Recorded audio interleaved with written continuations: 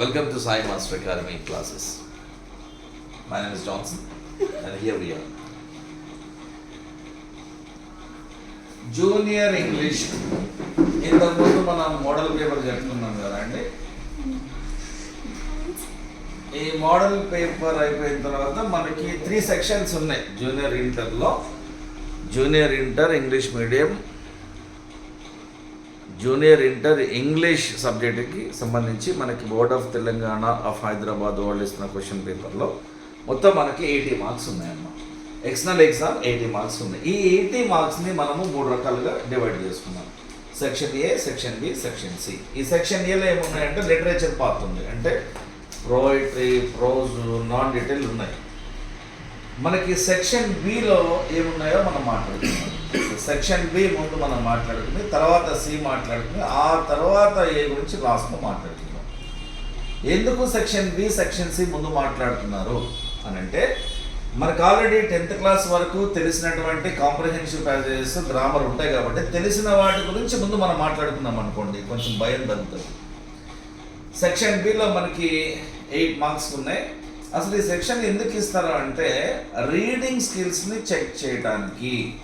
Reading skills బాగా develop కావాలంటే ఏం చేయాలంటే, నెంబర్ 1 రోజు ఇంగ్లీష్ న్యూస్ పేపర్ చదివే అలవాటు ఉండాలి. నెంబర్ 2 నావెల్స్, ఇంగ్లీష్ నావెల్స్ చదివే అలవాటు ఉండాలి. 3వది ఇంగ్లీష్ మ్యాగజైన్స్ చదివేటువంటి అలవాటు ఉండాలి. 4వది కనీసం రోజుకి ఒక 1 to 2 అవర్స్ ఇంగ్లీష్ లాంగ్వేజ్లో మనము స్పోకెన్ ఇంగ్లీష్ లాగా రొటీన్గా మనం మాట్లాడేటువంటి అలవాటు ఉండాలి. ఉంటే మనకి స్పీడప్ అయిపోతుంది. ఇంకో పాయింట్ ఏంటంటే, రోడ్డు మీద మనం వెళ్తున్నప్పుడు, అంటే మీరు డ్రైవింగ్లో లేనప్పుడు రోడ్డు మీద ఉన్నటువంటి హోర్డింగ్స్లో ఉన్న ఇన్ఫర్మేషన్ ఎంత ఫాస్ట్గా మీరు చదవగలుగుతున్నారు అనే దాన్ని బట్టి రీడింగ్ స్కిల్స్ మనం డెవలప్ చేసుకోవచ్చు. ఈ 8 మార్క్స్ ఏముంటాయంటే, క్వశ్చన్ నెంబర్ 4 ఉంటుందండి. దీనిలో ఏముంటాయంటే నాన్ డీటెయిల్డ్ ప్యాసేజ్ ఉంటుంది. నాన్ డీటెయిల్డ్ ప్యాసేజ్ మనకి 4 out of 6, 4 into 1, 4 మార్క్స్ ఇస్తారు. 4 out of 6 అని అంటారు, కానీ మీరు 6 ఆన్సర్ చేసే ప్రయత్నం తప్పకుండా చేయాలా. 4 into 1 4 మార్కులకు ఉన్నది. క్వశ్చన్ నెంబర్ 5 వచ్చేసి మనకి జనరల్ ప్యాసేజ్ ఇస్తారు. ఇది కూడా సేమ్ చాయిస్ ఉంటుంది, సేమ్ మార్క్స్ ఉంటుంది. ఈ రెండు ఎక్కడి నుంచి వస్తాయంటే టెక్స్ట్ బుక్ నుంచే వస్తాయి. టెక్స్ట్ బుక్ బయట నుంచి ఒక్క మార్కు కూడా రాదు. So text book is the base and the boss. మనం టెక్స్ట్ బుక్ని నమ్ముకోవాలి. ఆ టెక్స్ట్ బుక్లో ఉన్న ఎక్సర్సైజెస్ అన్ని కూడా ప్రతి మెటీరియల్లో మళ్ళీ రీప్రింట్ చేసి మీకు ఇస్తారు, ఇబ్బంది ఏం లేదు. టెక్స్ట్ బుక్ లేకపోయినా కూడా మీరు ఆన్సర్ చేసుకోవచ్చు.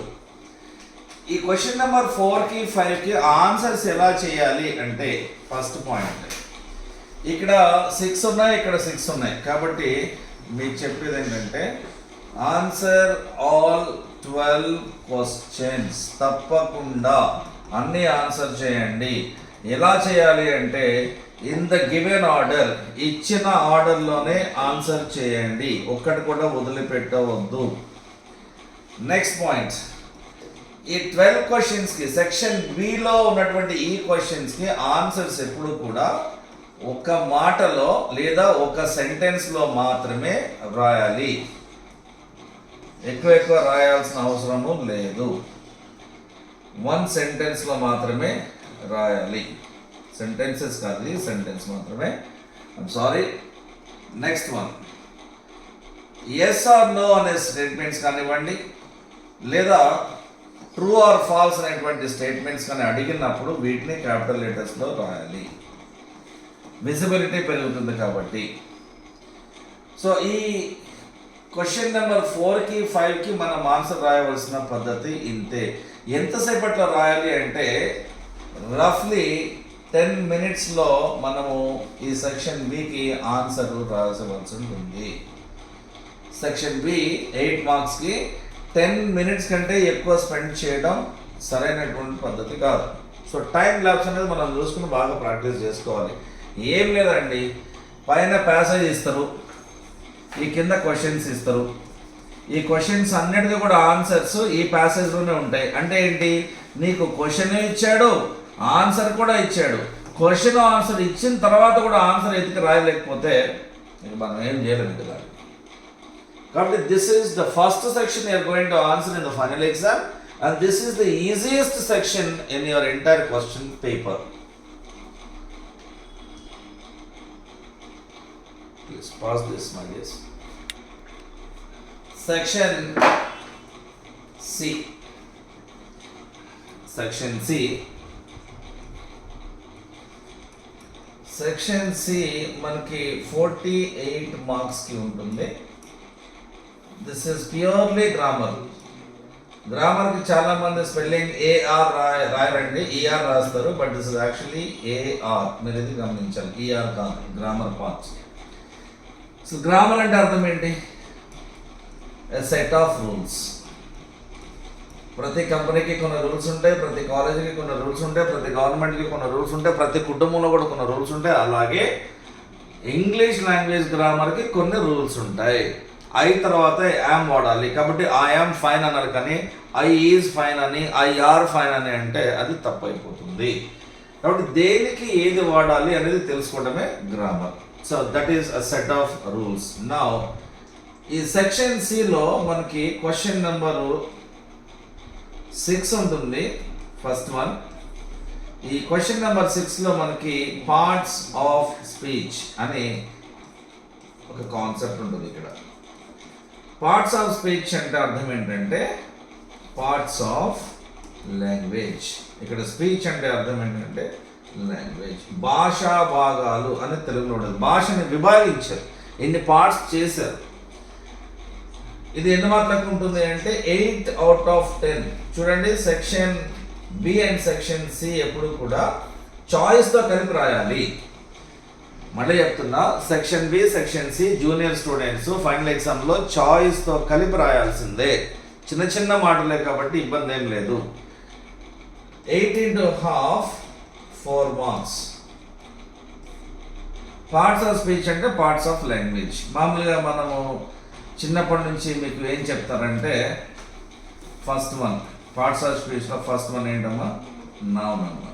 నౌన్ అంటే ఏంటి అని చెప్పినప్పుడు మీకు నేమ్ అని చెప్తారు. ఈ నేమ్ అని చెప్పినప్పుడు సింపుల్గా మనకి ఏమని చెప్తారంటే ఇదిగో మనిషి యొక్క పేరు, ఇది నౌన్ అవుతుంది. తర్వాత ఒక ప్లేస్ యొక్క పేరు నౌన్ అవుతుందని చెప్తారు. లేదు, ఒక సముద్రము యొక్క పేరు అరేబియన్ సీ అని చెప్తారు. లేదు, ఒక జంతువు యొక్క పేరు, లేదు ఒక పక్షి యొక్క పేరు అని చెప్తారు.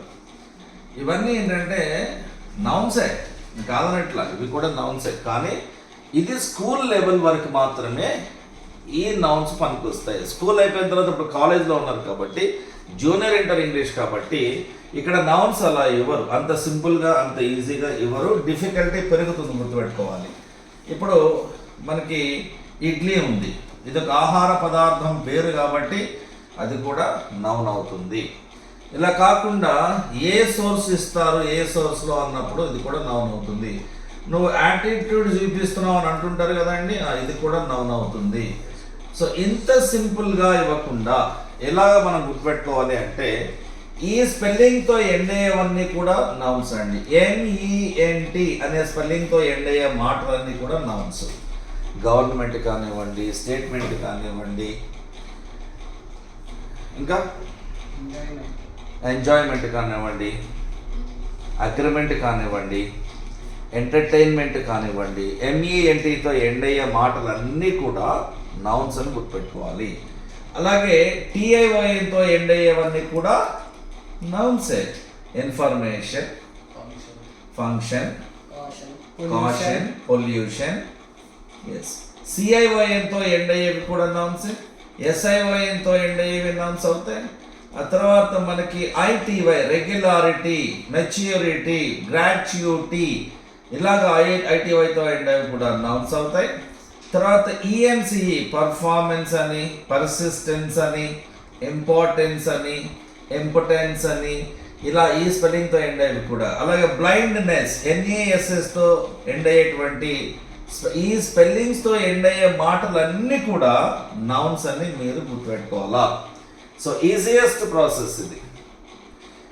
మనకి ప్రపంచంలో ఎప్పుడు ఎక్కడ ఏ యూనివర్సిటీకి వెళ్ళినా ఏ కాంపిటేటివ్ ఎగ్జామ్కి అయినా కూడా ఇదే సింపుల్ నోట్స్ మీకు ఉపయోగపడుతుందని గుర్తుపెట్టుకోండి. తర్వాత సెకండ్ వన్ వచ్చేసి మనకి ప్రొనౌన్ అని ఉన్నది. ప్రో అంటే ఏంటంటే ఇన్ ప్లేస్ ఆఫ్, బదులుగా లేదా instead of. So pro plus noun in place of noun, దీన్నే మనము ప్రొనౌన్ అని చెప్పుకుంటున్నాం. ప్రొనౌన్ అంటే నౌన్ ప్లేస్లో వాడేది ప్రొనౌన్. ఫర్ ఎగ్జాంపుల్ ఇక్కడ నజీరా అనే ఒక అమ్మాయి ఉంది. Nazeera is a nurse. She is 28, అంటే ఆమె వయసు 28 అనమాట. She is 28. ఇక్కడ నజీరా అనేటువంటిది ఏమైంది, ఇక్కడ పేరు కాబట్టి ఇది నౌన్ అయింది. నజీరా ప్లేస్లో మళ్ళీ నజీరా వాడకుండా మనం ఇంకోటి వాడుతున్నాం ఆ ప్లేస్లో, కాబట్టి ఇది ప్రొనౌన్ అవుతుంది. అంటే అమ్మాయి పేరు కాబట్టి ప్రొనౌన్లో షీ వచ్చింది, అబ్బాయికి అయితే హీ వస్తుంది. One more example. For example Rushit is an architect.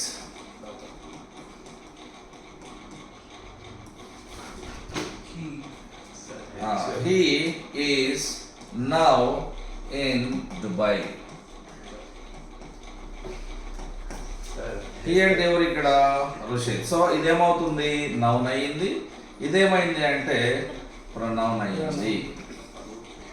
ఒకవేళ అలా కాకుండా ఇంకొకటి ఎగ్జాంపుల్ రాసుకుందాం. Stars are blinking. స్టార్స్ అనేటువంటిది ప్లూరల్. ఈ స్టార్స్ ప్లేస్లో మనం ఏమో రాస్తామంటే దే ఆర్ బ్యూటిఫుల్. ఆ స్టార్స్ అందంగా ఉన్నాయని మనము స్టార్స్ గురించి చెప్తున్నాం కాబట్టి ఈ దే అనేటువంటిది దీనికి సంబంధించినటువంటి pronoun. So this is noun and this is pronoun. అయితే ప్రొనౌన్కి ఫ్యామిలీస్ ఉంటాయి, అవి నేర్చుకోవాలి.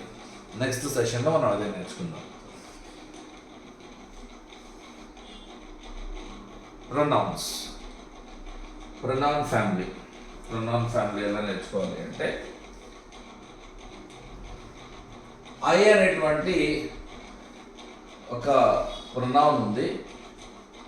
దీనికి me, my, mine and myself అనేటువంటి కుటుంబ సభ్యులు ఉన్నారు. సో ఇది ఎవరి ఫ్యామిలీ, ఐ అనేటువంటి ఒక వ్యక్తికి ఒక భార్య, ముగ్గురు పిల్లలు ఉన్నారు అనుకోండి, ఇది I family.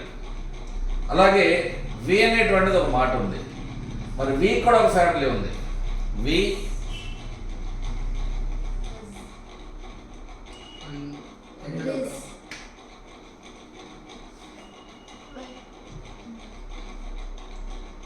us, our, ours, ourselves. తర్వాత యు అనేటువంటి వ్యక్తికి కూడా ఒక ఫ్యామిలీ ఉన్నది. You, your, yours and your self. Plural వచ్చేటప్పటికి దీనికి యువర్ సెల్స్ అనే ఉంటుంది. ఆ తర్వాత దే అనేటువంటి ఒక మాటకి దేర్, themselves, theirs అనే మాటలు వస్తాయి. ఆర్డర్ మిస్ మ్యాచ్ అవుతుంది, గమనించాలి. హీకి హిమ్ అని వస్తుంది, ఆ తర్వాత హిజ్ అని వస్తుంది, ఆ తర్వాత హిమ్సెల్ఫ్ అని వస్తుంది. ఇది హీకి సంబంధించిన ఫ్యామిలీ. అండ్ దెన్ షీకి సంబంధించిన ఫ్యామిలీలో కూడా నలుగురు ఉంటారు. She, her and hurts and her self. అలాగే ఇట్ అనేటువంటి చూసుకుంటే ఇట్కి మనకి ముగ్గురు కనిపిస్తారు. ఇట్స్ అనేటువంటిది ఒకటి, ఇట్ సెల్ఫ్ అనేటువంటిది ఒకటి. ఇవన్నీ కూడా ప్రపంచంలో మనకు కనిపించేటువంటి ద ఓన్లీ ప్రొనౌన్స్ ఇంతవరకు. ఇవి కాకుండా ఇంకా ఉన్నాయా అంటే obviously yes, we have one more, some more. That అనేటువంటిది ఒక ప్రొనౌన్. దోస్ అనేది కూడా ప్రొనౌన్. దిస్ అనేది ఒక ప్రొనౌన్. దీస్ అనేది కూడా ఒక ప్రొనౌన్.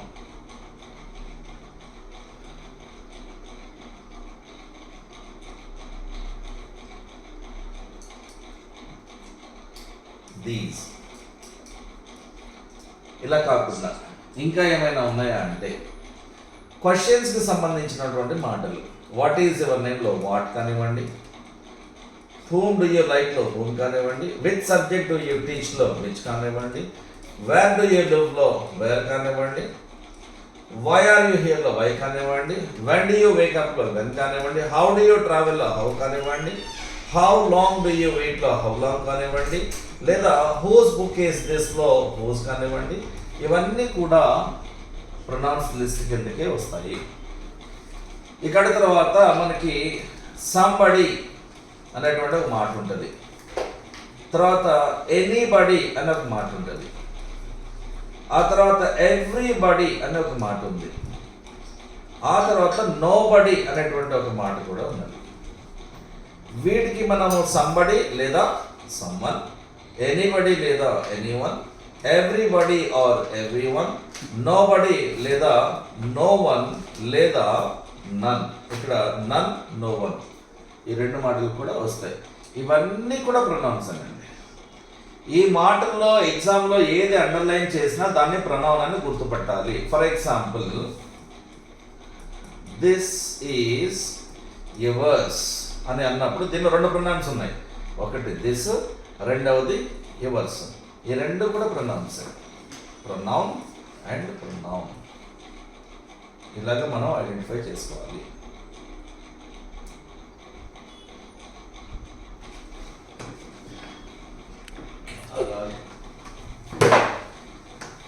ఇంతవరకు మనకి పార్ట్స్ ఆఫ్ స్పీచ్లో మొత్తం 8 పార్ట్స్ ఉన్నాయి. రెండు నేర్చుకున్నాం. పార్ట్స్ ఆఫ్ స్పీచ్లో మొత్తం 8 పార్ట్స్ ఉన్నాయి. రెండు మాట్లాడుకున్నాం. ఫస్ట్ వన్ ఏంటంటే నౌన్ అండి, రెండవది ప్రొనౌన్ గురించి మాట్లాడుకున్నాం. ఇకపోతే మూడవది ఏంటి అంటే వర్బ్. వర్బ్ అంటే అర్థం ఏంటంటే ఒక వర్క్ లేదా ఒక యాక్షన్ లేదా ఒక పని.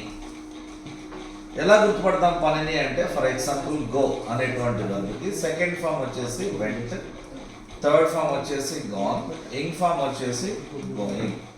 సో ఎగ్జామ్లో ఫర్ ఎగ్జాంపుల్ మనకి దే కేమ్ లేట్ అని ఇచ్చాడు.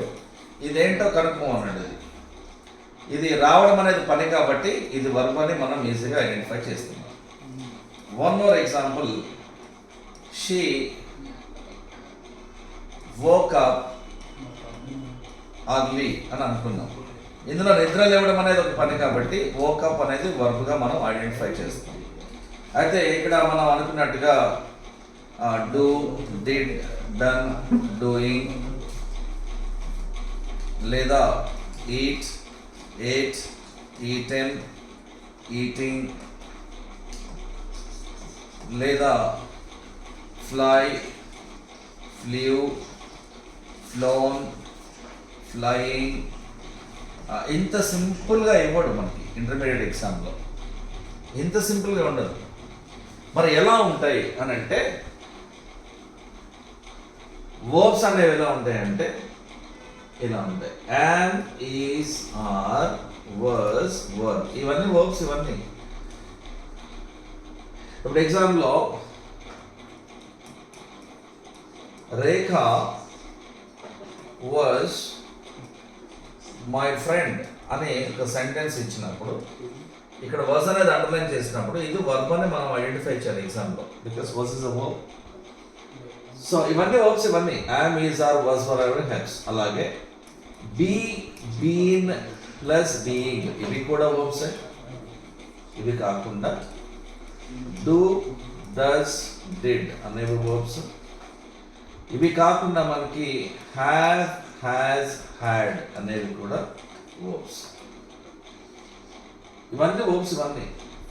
ఇవి వర్బ్స్ అని మనకు తెలుసు. ఫస్ట్ ఫామ్ కానీ, సెకండ్ ఫామ్ కానీ, థర్డ్ ఫామ్ కానీ, ఇంగ్ ఫామ్ కానీ ఏది అండర్లైన్ ఇచ్చినా సరే అది వర్బ్ అని ఐడెంటిఫై చేస్తాము. అవి కాకుండా ఇవన్నీ వర్బ్స్ అనేవి గుర్తుపెట్టుకోవాలి. Am, is, are, was, were, be, been, being, do, does, did, have, has, had ఇవన్నీ కూడా వర్బ్సే. ఇప్పుడు ఫర్ ఎగ్జాంపుల్ ఒక ఎగ్జాంపుల్లో మనకి ఇలా ఇచ్చాడు, బీ దేర్ ఎట్ ఎయిర్పోర్ట్ అని ఇచ్చాడు. ఇచ్చి దీంట్లో మనకి బి అండర్లైన్ చేసి ఇదేంటో కనుక్కోమన్నాడు. Obviously this is verb. Be అంటే ఉండడము. ఆల్రెడీ బి అనేది వర్బ్స్ లిస్ట్లో ఉందని మనం చెప్తున్నాం కాబట్టి ఐడెంటిఫై చేయగలగాలి. ఆ తర్వాత నోబడీ స్పోక్ టు మీ అని ఉంది. ఇందులో మాట్లాడడం అనేది వర్బ్ కాబట్టి స్పోక్ అనేటువంటి తీసుకున్నాం. So this is the move.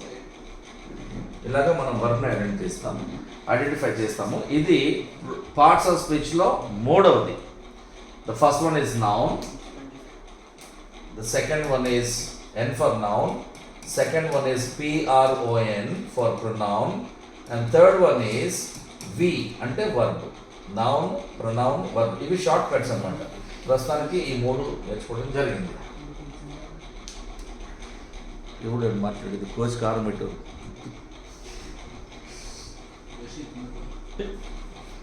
బంద్ చేశారు, కట్ చేసుకో. Number 4 in parts of speech is adverb. Adverb story ఏంటి అంటే add plus verb is adverb. అంటే వర్బ్కి ఇన్ఫర్మేషన్ యాడ్ చేసేదాన్ని adverb అంటారు. Example, Ravi came yesterday. Ravi వచ్చాడు, కరెక్టే. రవి అనేది నౌన్, రావడం అనేది పని కాబట్టి వర్బ్. ఎప్పుడు వచ్చాడు అనేది యాడ్వర్బ్. అంటే ఈ రావడం అనే పని ఎప్పుడు జరిగింది అని అంటే నిన్న, కాబట్టి దీన్ని యాడ్వర్బ్ అని అంటారు. ఒక పని ఎప్పుడు జరిగింది దానిలో చెప్పేదాన్ని యాడ్వర్బ్ అంటారు. సో యాడ్వర్బ్ అంటే టైమ్ ఆఫ్ యాక్షన్, ఆ పని ఎప్పుడు జరిగిందని. I will go to Delhi tomorrow, నేను ఎప్పుడు పోతాను, రేపు పోతాను. సో రేపు అనేటువంటిది, టుమారో అనేటువంటిది ఇక్కడ యాడ్వర్బ్ అవుతుంది. యాడ్వర్బ్ని ఎలా గుర్తుపట్టాలి? Very easy. ఎల్వైతో ఎండ్ అయ్యేవన్నీ adverbs except idli. Idli is a noun. For example, lovely is adverb. Easily adverb. Faithfully is adverb. అలాగే హ్యాపీలీ మ్యారీడ్ అని అంటారు, ఎల్వైతో ఎండ్ అవుతుంది చూడండి. Sincerely, casually, colourfully, beautifully, healthily,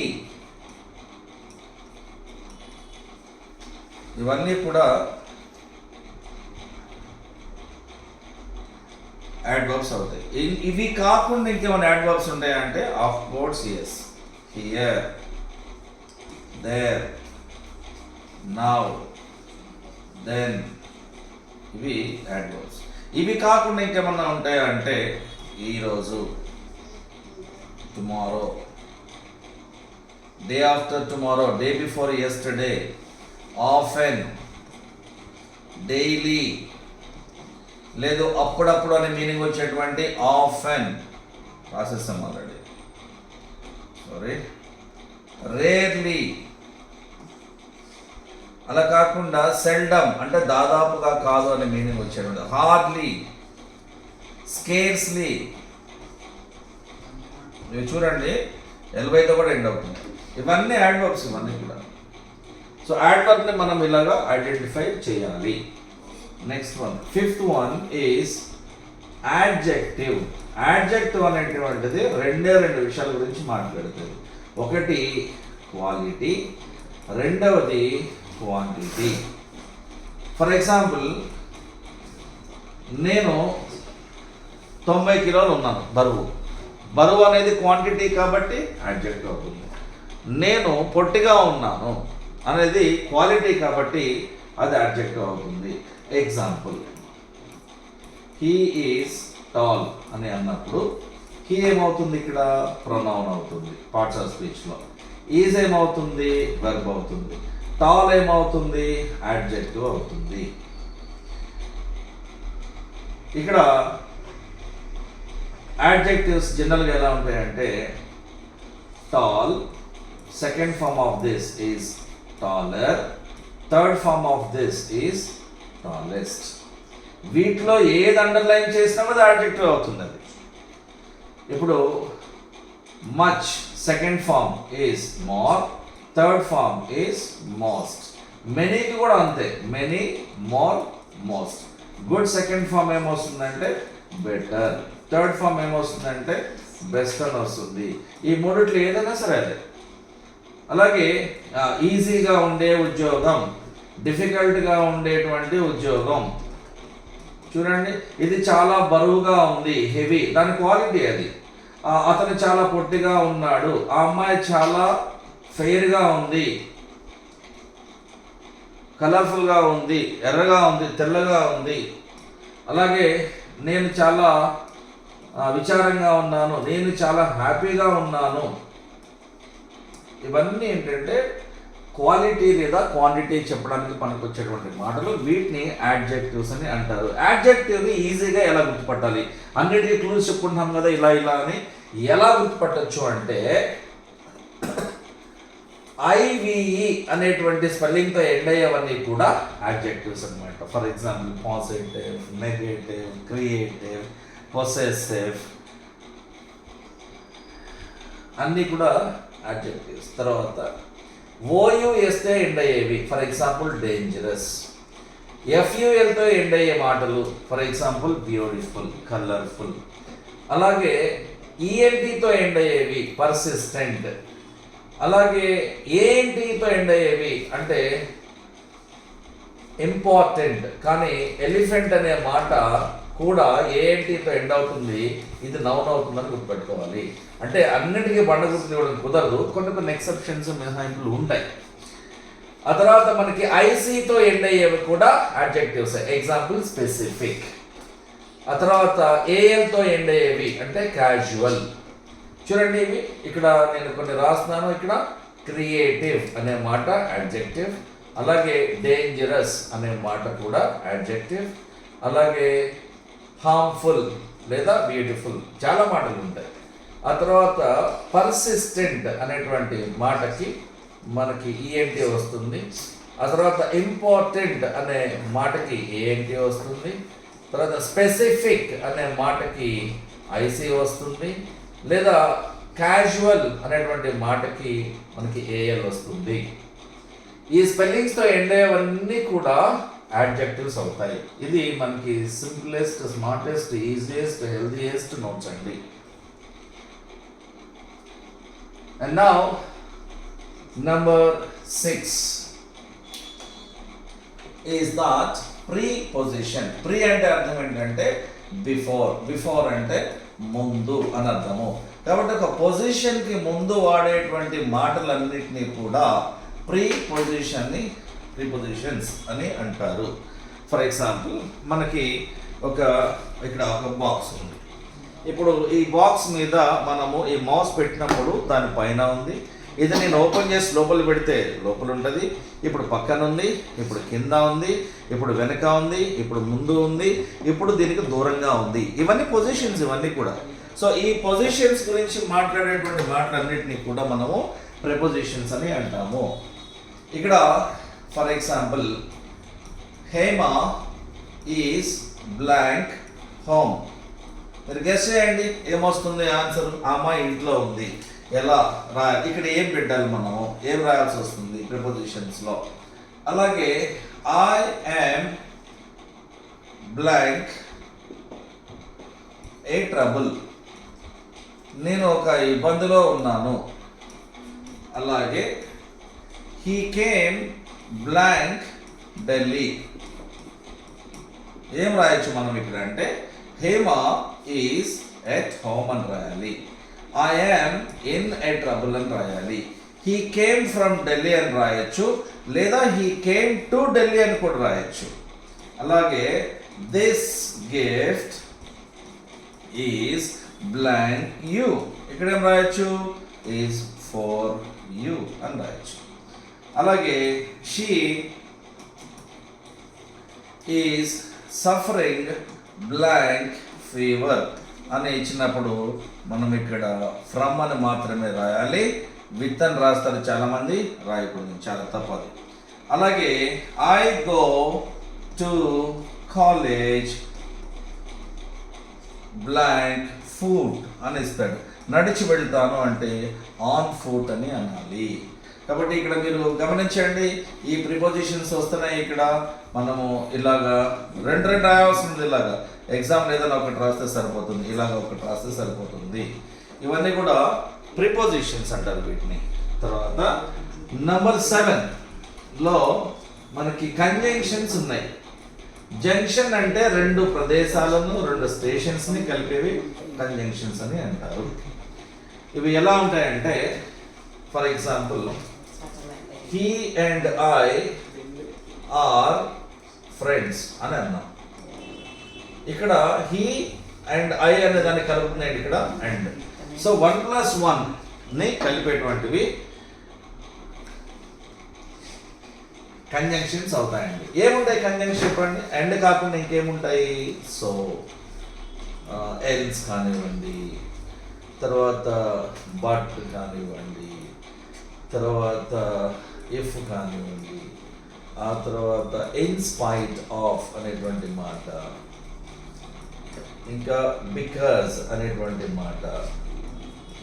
అలాగే మనకి ఇంకా కాంబినేషన్స్లో అక్కడక్కడ అన్లెస్ అనే మాట వస్తుంది, ఎట్ అనే మాట వస్తుంది, ఇంకా దో లేదా ఆల్దో అనే మాట వస్తుంది, ఓయింగ్ టు అనేటువంటి మాట వస్తుంది. ఇవన్నీ ఏంటంటే సెంటెన్సెస్ని కనెక్ట్ చేసేటువంటి కనెక్టర్స్. ఇవన్నీ కూడా కనెక్టింగ్ వర్డ్స్ ఉంటారు వీటిని.